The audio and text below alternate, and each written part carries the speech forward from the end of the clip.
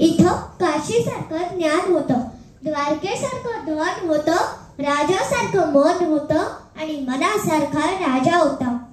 इथं घरांना कड्या कुलप नव्हती, किल्ली हरवायची चिंताच नव्हती, चोर शोधूनही सापडत नव्हता. महाराष्ट्र रणांगणात गाजत होता, दयानुदान भिजत होता, दान घ्यायला लाजत होता आणि पांडुरंगाला भजत होता. कवींनी तर काव्य कैलास निर्माण केले. शिल्पकारांनी इकडे दगडांना हसायला लावलं, नाचायला लावलं, लाजायला लावलं. ज्ञानेश्वरांनी असं बसायला मागितलं की ते व्यास वाल्मिकींना सुचलेच नाही. जो जैवांशी रतवते लाव. हे सगळं असं असताना घात झाला. पठाणांची स्वारी आली. त्यांचा बोरक्या होता अल्लाउद्दीन खिलजी. इथल्या स्त्रिया पळवल्या जात होत्या, मंदिरे फोडली जात होती, लहान मुलांना गुलाम म्हणून विकले जात होते. इथल्या रयतेला कोणीच वाली नव्हता. पण अशा कठीण प्रसंगी संतांच्या वाणीने समाज जागृत करण्याचे काम सुरू झाले. या आध्यात्मिक सत्तेला साथ हवी होती ती राजकीय सत्तेची.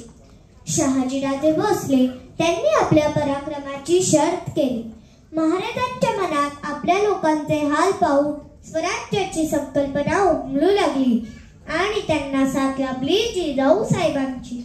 मोगरा बहरला. शहाजीराजांनी ओळखलं की राजी आमच्या जिजाऊला डोहाळे लागले. राजे बोलतात, काय हवे सांग से, राजे पुसती राणीला, अष्टदिशा अष्टसिद्धी उभ्या तुझ्या गसेवेला. जिजाऊ साहेब बोलतात, नको झोपाळे हिंदोडे, नको चांदणी विहार, वाटे रणांगणी जावे व्हावे सिंहावरी स्वार. असे डोहाळे लागावे साक्षात आदिशक्ती तुळजा भवानीला. किल्ले शिवनेरीवर शिवाईच्या सहवासात ती अस्वस्थ होती. शिवनेरी वसला होता भीमशंकराच्या गटात आणि नाणे गटाच्या भयात ओठात. मराठी मुलखाच्या साऱ्या कुलदेवता शिवनेरी गडाभोवती जणू भागरी फुंकीत नाचत होत्या. फाल्गुन महिन्याच्या काळोख्यात तृतीयेची ती रात्र. सुईनी जिजाऊच्या महालाकडे धावल्या. काय काय, मुलगा मुलगा. मराठ्यांच्या महालक्ष्मीला पुत्र झाला. पुत्र सह्याद्रीला झाला. पुत्र महाराष्ट्राला झाला. पुत्र भारत वर्षाला झाला. धगधगत्या ज्वालातून पेटल्या मशाली. स्वराज्याच्या संकल्पनेची नवी पहाट झाली.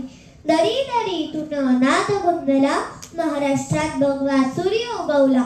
सह्याद्रीच्या कुशीतून एक हिरा चमकला. आईच्या संस्कारांमध्ये शिवबा हळूहळू मोठा होऊ लागला. जस जसे महाराज मोठे होत होते तसे संकटे पण मोठी. अफजल खान, सिद्दी मसूद, शाहिस्ते खान, आग्र्याहून सुटका अशा अनेक संकटांवर मात केली. महाराज आग्र्याहून सुटले तशी महाराजांची कीर्ती संपूर्ण जगभर पसरली.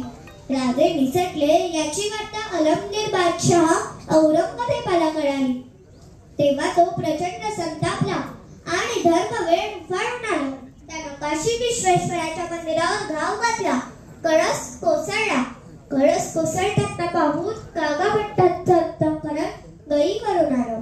त्यांना प्रचंड राग आला आणि त्यांनी ठरवलं की हे काशी विश्वनाथा, माझा आजचा रुद्राभिषेक उधळला गेला, पण हे काशी विश्वनाथा दिल आणि गागा भट्ट रायगडाची वाट चालू लागले.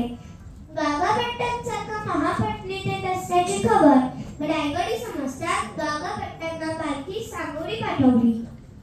महाराष्ट्राचं रामराज्य बघून गागा भट्ट राजांना म्हणाले की महाराज, स्वराज्याचं रूप पाहून मी धन्य झालो.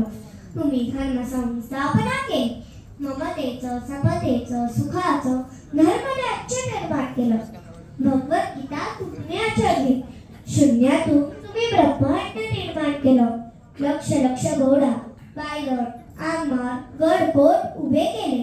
तरीही तुम्हा सिंहासन नाही. मस्तकी छत्रछामणी नाही. आम्ही सारे करण केलं. तुम्हाला केवळ राज्यकर्ता मानू, पण सिंहासनाधीश्वर राणे म्हणून आम्ही त्या बादशाहांना दंडवत घालीत राहू. राज्याभिषेक झाल्याशिवाय जगही तुम्हाला राजा म्हणून मान्यता देणार नाही. म्हणून हा राजसंस्कार तुम्हावर झालाच पाहिजे. पण राजे बोलतात की सिंहासनावर राजा म्हणून बसण्यासाठी मी सारं केलंच नाही. हे राज्य जगदीश्वराचं आहे, तुळजाभवानीचं आहे. हे साऱ्या प्रजाजनांचं राज्य आहे. गागाभट्ट बोलतात की हे तुमचं थोरपर समजायला आणि सांगायला महर्षी वाल्मिकीच हवे. मग गागाभट्ट महाराजांना आज्ञा करतात की तुम्हाला राज्याभिषेक करून घ्यावाच लागेल. आऊसाहेबांनाही हेच हवं होतं. त्यांनी पण सांगितलं की तुम्ही राज्याभिषेक करा आणि अखेर महाराजांनी मान्यता दिली. राज्याभिषेक ठरला. रायगड आनंदला. अवघं स्वराज्य आनंद. सर्वात जास्त आनंद झाला या महाराष्ट्राच्या भूमीला. राज्याभिषेक म्हणजे राजाचं भूमीशी लग्नच. या भूमीचं शिवाजी राजांशी लग्न ठरलं. केवढी ती आनंदली, भारावली, सुखावली, लाजली. आणि अशा प्रकारे ज्येष्ठ शुद्ध त्रयोदशी शके 1595 शनिवार दिनांक 6 जून 1674 रोजी सकाळी